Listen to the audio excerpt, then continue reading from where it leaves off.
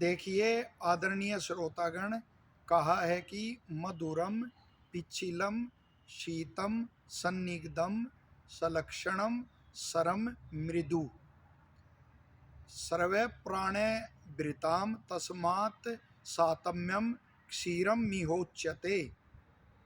आयुर्वेद के ऋषि कहते हैं जो दुग्ध होता है, दूध, वह मधुर होता है, चिकना होता है, स्नेह युक्त होता है, शीत होता है। और विशेष बात ये कही है कि किंचित सर होता है, यानी किंचित विरेचक होता है वह। जैसे द्रव्य के गुण एक होते हैं, कुछ द्रव्य अभिसंधि होते हैं जो स्रोतस को बंद करते हैं अंदर से, वैसे दृढ़ता भी देते हैं। पाचक अग्नि यदि मजबूत है, अच्छी है, तो वो स्रोतस जो होते हैं उनको बल देते हैं शरीर को। और जो अभिसंधि उन द्रव्यों को कहते हैं, जैसे केला अभिसंधि है, लेकिन साथ ही वह अंदर धातुओं की पुष्टि करता है, शरीर के अंगों को दृढ़ करता है। लेकिन जिसकी पाचकाग्नि मंद है तो उसके लिए वह कब्ज कारक भी हो सकता है। तो दुग्ध के अंदर विशेष गुण यह है कि यह अभिसंधि, इसका गुण है अभिसंधि होते हुए भी यह किंचित विरेचक गुण दिखाता है, यानी मल को सरलता से बाहर निकालता है। शायद ही किसी द्रव्य में यह गुण हो। और साथ ही कहा गया है कि यह जो सभी मनुष्य हैं उनके प्राणों को धारण करने वाला है। कितनी अच्छी बात यहाँ कही है कि पीछे चला था कोरोना जब हुआ कि इम्यूनिटी बढ़ाने के लिए ये खाओ वो खाओ, कोई अब भी कोई अंडों का उनका नाम लेते रहते हैं। लेकिन आयुर्वेद के ऋषि तो स्पष्ट कहते हैं कि प्रवरम जीवनीय नाम क्षीरम उक्तम, कि जितने भी जीवनीय द्रव्य पृथ्वी पर हैं, इम्यूनिटी बढ़ाने वाले, जीवनीय शक्ति बढ़ाने वाले, तो उनमें जो दुग्ध है वही सर्वश्रेष्ठ है। और हम अपनी ओर से एक शब्द नहीं बता रहे, जैसा आयुर्वेद के ऋषियों ने वर्णन किया है उसी रूप में बता रहे हैं। आगे आयुर्वेद के ऋषि कहते हैं कि यह वृषय होता है, यानी धातु को बढ़ाने वाला होता है। बाजीकरण होता है, यानी पुंस्तव शक्ति को यह बढ़ाने वाला होता है। और साथ ही मेध, यानी बुद्धि को बढ़ाने वाला होता है। रसायन होता है, यानी व्याधि और जरा को दूर करने वाला होता है। तो ये गुण इसके दुग्ध के गुणों की महिमा का ऋषियों ने मनुष्यों के हित के लिए वो बखान किया है। और विशेष गुण इसका बताया गया है कि यह जब जन्म से ही इसका अभ्यास होता है तो इसलिए यह सभी मनुष्यों के लिए सातम्य होता है। कितना अच्छा गुण है, जरूर इस पर अवश्य विचार करना और लोकहित में ज़्यादा से ज़्यादा इस विचार को साझा करना। जो सातम्य उनको कहते हैं, उन द्रव्यों को कहते हैं कि जो हम सेवन करते हैं तो वो रोगों को दूर हमारे से रखे और हमारी धातुओं की पुष्टि करें, वो हमारे सातम्य होते हैं। और जो अंदर जाके विकार उत्पन्न करते हैं या धातुओं की पुष्टि नहीं करते, वो सातम्य नहीं होते। और अनेक अभ्यास से द्रव्य सातम्य हो जाते हैं, अहित कर भी सातम्य हो जाते हैं, लेकिन अहित कर को तो छोड़ना ही चाहिए। और ऋषि कहते हैं, आयुर्वेद के ऋषि, उनका एकदम नहीं छोड़ना चाहिए, धीरे धीरे करके उनको छोड़ देना चाहिए। और यदि जो सातम्य जैसे दुग्ध का कहा है कि यह जन्म से ही अभ्यास होने के कारण सातम्य होता है, यदि इसका अभ्यास आपने किसी कारण छोड़ दिया है और ये अनुकूल आपको नहीं रहता तो धीरे धीरे अभ्यास करके शीघ्र ही यह सातम्य हो जाता है। क्योंकि इसका जन्म से ही जो माता का दूध हमने सेवन किया है तो उसका अभ्यास हमारे को है। अनेक वो भाइयों से हम सुनते हैं कि मेरे को दूध अनुकूल नहीं रहता। कुछ वैसे भी चिकित्सक लोग भी इसका एक आध मना कर देते हैं। वैसे तो जो बुद्धिमान होते हैं वो इसको निषेध नहीं करते, लेकिन ऐसा भी लोग में देखने में आता है कि इसको मना कर देते हैं। लेकिन आयुर्वेद के ऋषि तो कहते हैं वात का रोग हो या पित्त का रोग हो या रक्त विकार हो या मानस रोग हो, स्पष्ट लिखते हैं ऋषि, इन सब में यह अनुकूल रहता है, यह पथ्य है।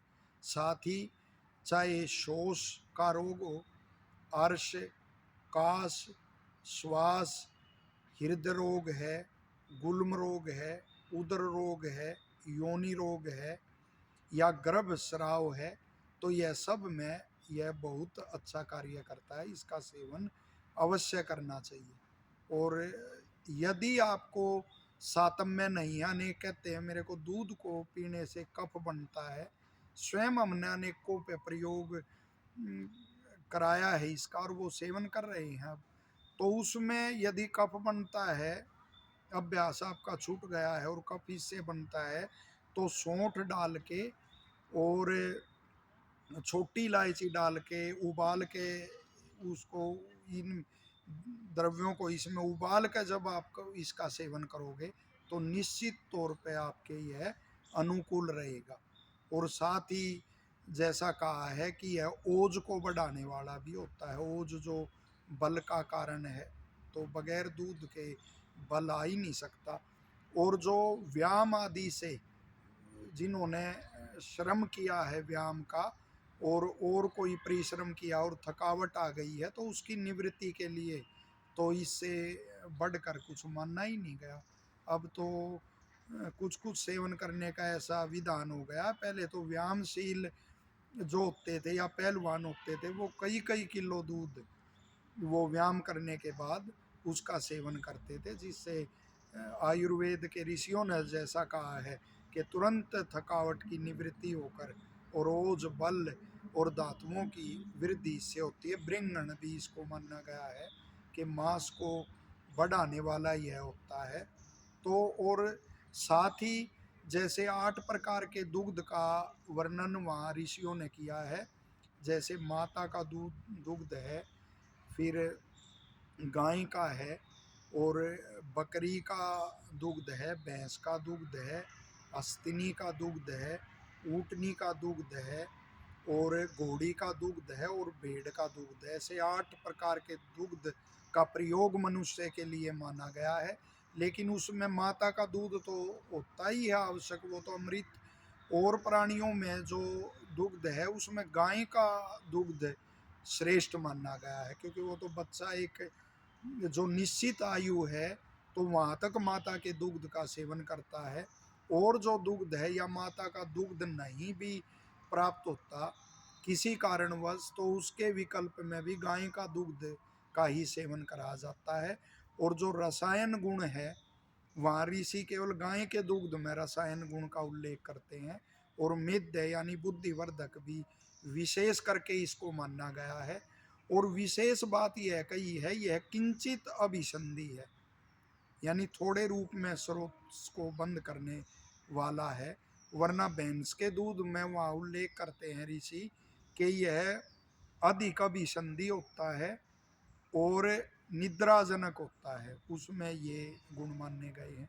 और कुछ रोग आदि हैं उनमें और भी जो ये 8 प्रकार के गाय के दुग्ध के अलावा भी कुछ रोग विशेष में उनका प्रयोग करा जाता है, लेकिन भेड़ का दूध वो निकृष्ट माना गया, फिर भी रोग विशेष में उसका प्रयोग करवाया जाता है।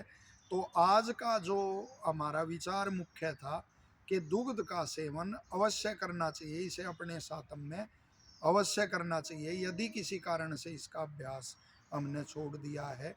और साथ ही फिर एक बार दोहराता हूँ कि जिसको सातम में ये नहीं आ रहा, हृदय रोग में भी वहाँ स्पष्ट ऋषि लिखते हैं कि हृदय रोग में भी इसका प्रयोग करना चाहिए, उसमें भी यह निषिद्ध नहीं है। और यदि वो फिर एक बार दोहराते हैं हम, सौंठ और छोटी इलायची ये डाल के इसमें यदि आप सेवन करोगे तो आपका वो जो कफ आदि बनने की किसी को शिकायत है और उसने दुग्ध का सेवन छोड़ दिया है, तो इसको छोड़ना नहीं चाहिए, उसका सेवन अवश्य करना चाहिए। और अगली जो हमारी जो वीडियोज़ आपके साथ साझा करेंगे, उसमें बिल्कुल नवीन जानकारी आपको प्रस्तुत करेंगे कि जैसे कृत्रिम दूध की अपेक्षा जो गाय आदि जो परोपकारी प्राणी हैं, उनसे सीधा जो दुग्ध मिलता है, वो उसकी अपेक्षा किस कारण हमारे लिए लाभकारी होता है, और दारोषण जो दुग्ध है उसके क्या गुण हैं, और यदि थोड़ी देर रखा रहता है दुग्ध और उसी का ठंडा हम सेवन करते हैं तो उससे क्या हानियाँ हैं, और उबाल कर दूध का क्यों सेवन करना चाहिए, तो इस बारे में भी हम निश्चित तौर पर जो जानकारी आपके सम्मुख प्रस्तुत करेंगे वो आपको बिल्कुल नवीन लगेगी। और लोकहित में हमारी प्रार्थना है कि ज़्यादा से ज़्यादा इसको आप साझा करेंगे ताकि लोग ठीक विधि से दुग्ध का सेवन करके और शुद्ध दूध का सेवन करके और वो स्वस्थ रहें। धन्यवाद।